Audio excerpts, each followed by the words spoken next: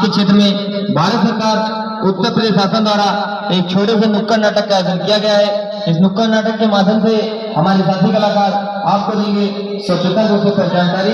जी हाँ साथियों, ये कार्यक्रम माननीय जिलाधिकारी महोदय सहारनपुर, नगर निगम सहारनपुर, सूचना एवं जनसंपर्क विभाग उत्तर प्रदेश शासन द्वारा आपके क्षेत्र में आयोजित किया गया है। इस कार्यक्रम को प्रस्तुत करने के लिए लखनऊ से आए कलाकारों द्वारा प्रस्तुतिकरण होगा। ये कार्यक्रम आप सभी का है, आप सभी इस कार्यक्रम में सादर आमंत्रित हैं। ज्यादा सरकार का सहयोग करें, सार्वजनिक स्थानों पर गंदगी न फैलाएं। अगर आप सार्वजनिक स्थानों पर गंदगी करते पाए जाते हैं तो नगर निगम सहारनपुर की ओर से आपका चालान किया जा सकता है। जहाँ साथियों, अगर आप नालियों में इधर उधर गंदगी करते पाए जाते हैं तो नगर निगम सहारनपुर की ओर से आपका चालान किया जा सकता है। पॉलीथीन सहारनपुर में पूर्णतः बैन हो चुकी है, पॉलीथीन का उपयोग ना करें। आप जब भी मार्केट जाएं तो जूट का थैला या फिर कपड़े का थैला लेकर भी जाएं। कूड़ा कूड़ेदान में डालें, कूड़ा केवल कूड़े उठाने वालों के दें, इधर उधर ना फेंकें। अगर आप इधर उधर फेंकते नजर आते हैं तो नगर निगम की ओर से आपका चालान किया जा सकता है। कूड़ा यानी कि प्लास्टिक से बनी हुई वस्तुएं, टूटे खिलौने, टूटा हुआ चश्मा इत्यादि, तथा गीला कूड़ा सब्जी के छिलके, फल के छिलके, अंडे के छिलके इत्यादि, ये सभी गीले कूड़े में आते हैं। जी हाँ साथियों, कूड़ा केवल कूड़ेदान में डालें, कूड़ा कचरा इधर उधर ना करें। सरकार की इस मुहिम में गंदगी के आज़ादी के अमृत महोत्सव में प्रशासन से कंधे से कंधा मिलाकर सरकार का सहयोग करें और सहारनपुर को स्वच्छ एवं सुंदर बनाएं।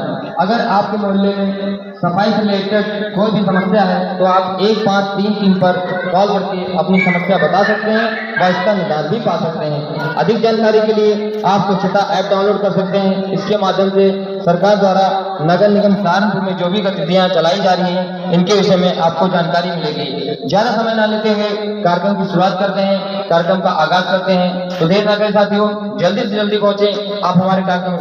जैसे टूटा हुआ मक्खा है, हाँ, उसको पिघला के फिर से मक्खा बना दिया। बिल्कुल सही भैया, तुमने बिल्कुल सही कहा। हम जो बता रहे हैं, हाँ, हमको भी ये बात समझ में आई। भैया गीला कूड़ा बता रहे हैं। हाँ, देखो सूखे कूड़े से हमको ये फायदा मिला है ना। अब हमने कहा साहब अब बताओ गीले कचरे से हमको क्या फायदा मिलेगा।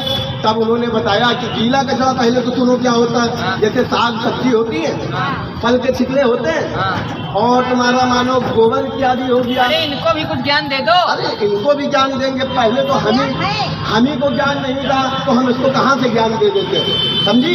अब हम जो बता रहे हैं वो कलुआ की अम्मा ध्यान से सुनना। जैसे साग सब्जी के छिलके हो गए, फल के छिलके हो गए, अंडे का छिलका हो गया, गोबर गाय का गोबर हो गया, इन सबको भैया डालो गीले कचरे में। हाँ, हमने कहा साहब इसको गीले कचरे में डालने से क्या फायदा मिलेगा। तो साहब बताएं कि भैया गीले कचरे से बना दी जाएगी खाद, जो हमारे किसान भाइयों के काम आएगी। और भैया खाद तो बनेगी, वो तो काम होगा ही होगा। जो गंदे कचरे से दिल्ली में जाओ तो कूड़े के पहाड़ लगे हुए हैं, है ना, वो पहाड़ भी नहीं लगेंगे। अपना इंडिया, अपना भारत, अपना सहारनपुर एकदम स्वच्छ रहेगा, है ना। जब गीले कचरे की खाद बन जाएगी, सूखा कचरा रिसाइकिल कर दिया जाएगा, तो हमारे क्या बताओ कहाँ कचरे के पहाड़ लगेंगे। सही बात है कि नहीं। हमने कहा साहब ये तो तुमने बहुत अच्छी बात बताया, लेकिन भैया वो एक बात और बता रहे थे। क्या?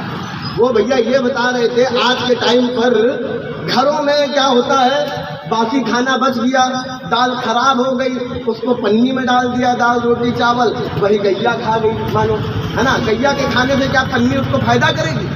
हवा चल रही है, आंधियां आ रही हैं, वही पन्नी अगर तुम्हारे खेत में पहुंच गई भूले भटके तो समझो भैया पूरी की पूरी जमीन बंजर कर देगी। इसलिए भैया अपने सहारनपुर में पूर्णतः रूप से पॉलीथीन बैन हो गई। अगर कोई भी पॉलीथीन का इस्तेमाल करता पकड़ा जा रहा है तो उसके नाम पर भारी चालान हो रहा है। जमीन में पाए जा रहे तो उनके नाम पर भी चालान हो जा रहा है। भैया एक बात पूछे भैया, बताओ भैया। हमारे मोहल्ले में चाचा सफाई कर्मचारी आते ही नहीं, नालियाँ ऊपर तक डबा डब भरी पड़ी। अब बताओ हम क्या करें। तुम्हारे मोहल्ले में साफ सफाई नहीं रहती? नहीं रहती भैया। तुमने बहुत अच्छा सवाल हमसे किया, यही चीज हमारे दिमाग में भी आई थी। अच्छा, हमने कहा साहब ये बताओ हमारे पड़ोस वाले मोहल्ले में तो एकदम कूड़ा जगह जगह ढेर है, नालियाँ बिल्कुल मार भरी हुई है, मच्छर मक्खी पनपते हैं भैया। अगर ये सब हो जाता है तो, और मच्छर मक्खी पनपते हैं तो बीमारियां फैलने लगती हैं। भैया हम करें क्या पहले ये बताओ। नहीं तो हम बता रहे। फिर उन्होंने कहा कि बेटा तुम एक नंबर नोट करो। अच्छा, हाँ। हमने कहा साहब कौन सा नंबर। तो उन्होंने बताया 1, 5 और 3, 3। अच्छा, 1533 1533 1533। हमने कहा साहब इस नंबर से क्या होगा। तो उन्होंने बताया बताया अगर तुम्हारे मोहल्ले में ऐसी कोई समस्या होती है तो तुम इस नंबर पे कंप्लेंट करो। अब भैया